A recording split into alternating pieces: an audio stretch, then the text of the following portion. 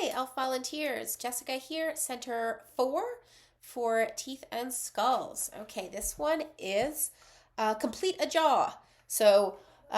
This is probably the most crafty of all of the centers. They are going to be making their own movable jaw out of cardstock, and it's going to be kind of cool. But that isn't going to take up the whole center, so we need to kind of bolster it a little bit. Okay. Um, Again, we never know what order these, if this could be their first center and they haven't learned about the teeth and the jaws in another center yet. So, briefly go over the different classifications of animals according to their diet. Again, the carnivore, herbivore, omnivore, etc. It's all in this outline, this section of the outline. I put it in every single section. Um, then we are going to use this great little possum skull. Again, please be very, very careful with these. These are on loan from CU Boulder. Don't let the students actually pick this up. It's going to stay on the table on a little foam sheet, which it's going to be packed in as well. And they can, you can put it in the center, or we can kind of just, if you put it on the foam sheet, each student or a pair of students can slide it from pair to pair, desk to desk, and really look at the different types of teeth and positioning. We're using a possum skull because, fun fact, possums have 50 teeth, more than any other terrestrial mammal in North America. It's a lot of teeth in that little skull. So they can two-finger touch, don't pick it up, but there's an illustration, which I can't find right now.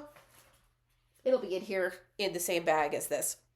That is, it labels all of the different types of teeth. The little incisors on the front, the canines, the premolars, the molars.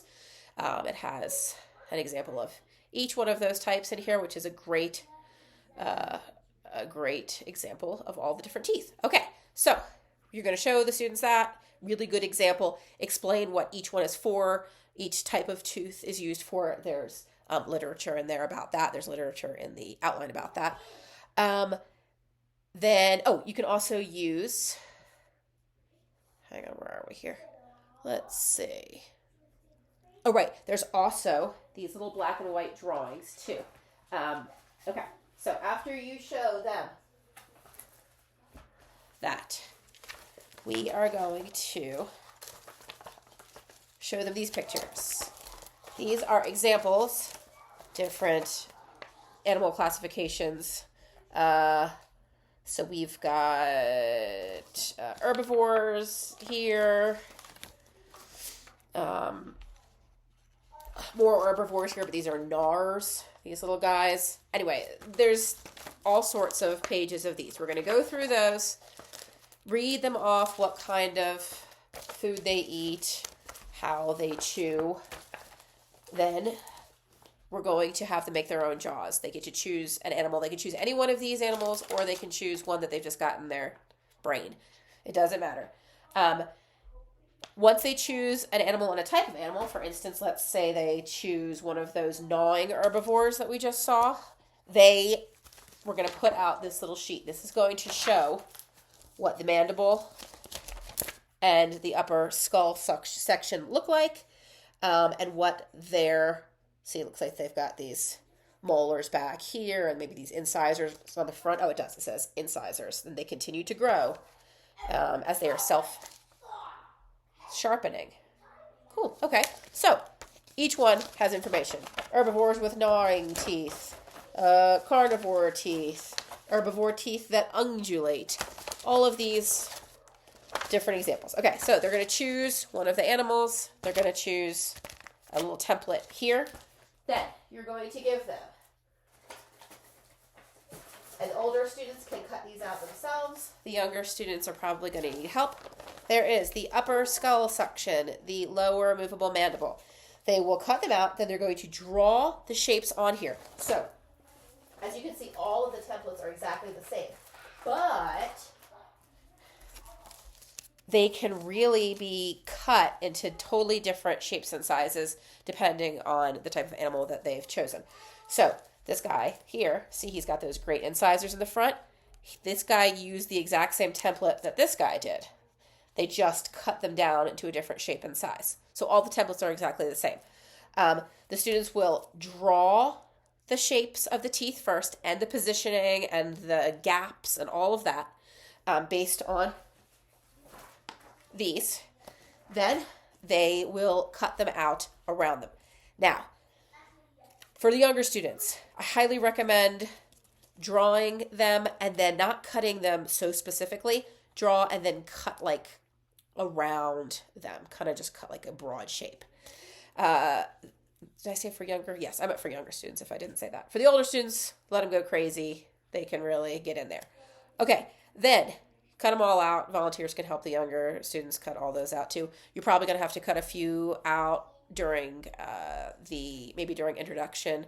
You can sit there and cut some and get started on them because it's going to make it easier for the kids. Then when they're all done, they can color them. They can put extra little bits and pieces. They don't even have to be real animals in here. It could be an imaginary creature, but they have to be able to explain why they chose those specific teeth and what they are and what they would use them for. So my animal has these giant incisors, and he uses them to blank. Put the names on the back, then use a little hole punch a hole in this section of the top jaw, this section, or this top skull, this section of the bottom jaw.